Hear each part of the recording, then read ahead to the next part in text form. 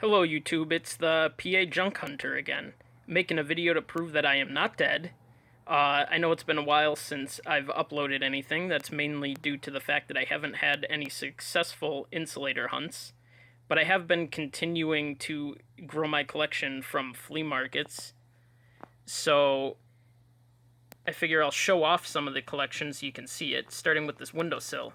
It's right next to my bed. Every morning I wake up and the sunlight streams through the insulators, so I tried to make it as colorful a lineup as possible. The first one here it's like a large toll. I don't really know what the CD number is. It's got WU and a 5 on it, which I guess would stand for Western Union. It's got the patent date of December 19th, 1871 on the back.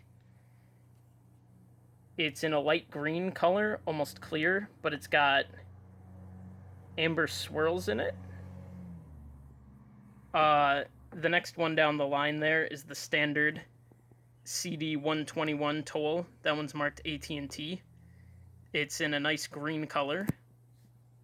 The thing next to it, not really sure what the CD number is on that, but it's a Brookfield product. It's got a side wire groove and one inner skirt.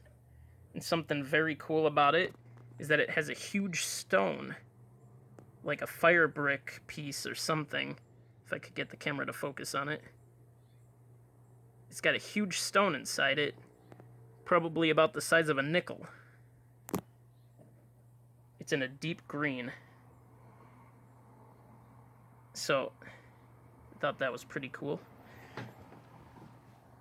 Next to it is two CD 121.1s, I want to say. They're like signals, only they're a bit more smooth. These are both Brookfield products. They're very crudely made. This one's got a lot of ripples in the surface. It also has amber swirls in it, if I could get the camera to focus. I believe I found this one, and it was covered in train soot. And when I cleaned it off, I was surprised at how nice it was. This one here came from that flea market finds video that I posted earlier. Next is a CD162 Hemingway in a normal aqua color. It's like a Hemingway 19 with sharp drip points. And next to it is a CD160, which is the baby signal. It looks like a signal insulator, only it's much smaller. I think it's a Hemingway 14 with round drip points. Next to that is a Hemi Blue CD162 with rounded drip points. I know that the color isn't too unusual, but I think it's really pretty. I wish it had more insulators in this color.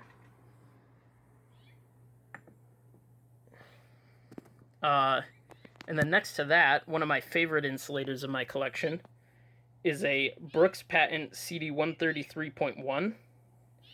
On the front is embossed Homer Brooks Patent, and on the back is the patent date of August 14th, 1883. It's very crude in design. I think it's in a color called Brooks Blue. It's kind of like an electric blue color. It's very heavy. It's got lots of bubbles and imperfections in it. Like this here looks like a chip, but it's actually just the shape that it was cast in. Same thing with this one here, where it actually sticks up out of the surface of the glass. So yeah.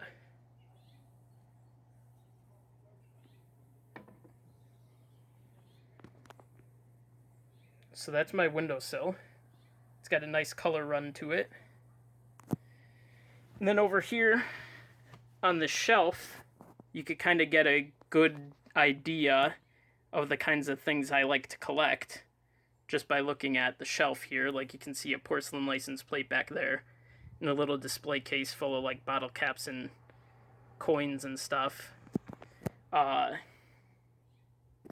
There's quite a few different classes of insulator here.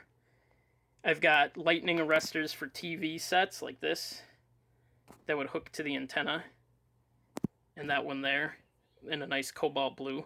Then I've got a bunch of glass and porcelain insulators, like pin types. This one's a mine insulator. It looks like a spool, but if you look on the inside of it, if I could get it to focus, there's threads in there. This one was made by Ohio Brass, Mansfield, Ohio. You got some radio strains back there in a whole bunch of different colors and different shapes. That one back there is in its original box too. Lightning rod insulators there with lag screws on top of them. This here is a Philco. It's a knob insulator, but it's glazed black. It was painted white, and when I scrubbed the paint off of it with paint remover, it turns out that the stuff underneath of it is black. Got this white insulator here. It's like a signal style, but it's super crudely made. I think it's dry process. Look at how oblong it is. The sides are kind of very distorted where the seams of the mold were. Oops, sorry. And, let's see. I got a CD 188. This cost me 50 cents at the flea market. I think it's called a Brown's Pony. Mine doesn't have any embossing on it, but it's a nice greenish aqua color. CD 133.2 that cost me $1. This one's in an aqua color. The only marking on it is the little dot in the top of the pinhole.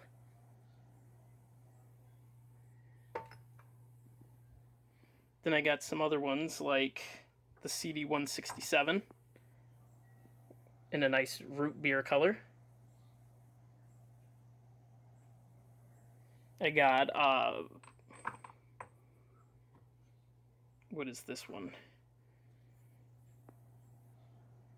I don't really know what the CD number is on this. It's got like a hexagon top, segmented threads in the bottom, and the patent information is actually pressed inside. This was another $1 insulator. But, I'm running out of time, so I'm going to have to call it there. My camera did actually run out of space in the middle of recording that, but we'll call that the end of the video. Thanks a lot for watching.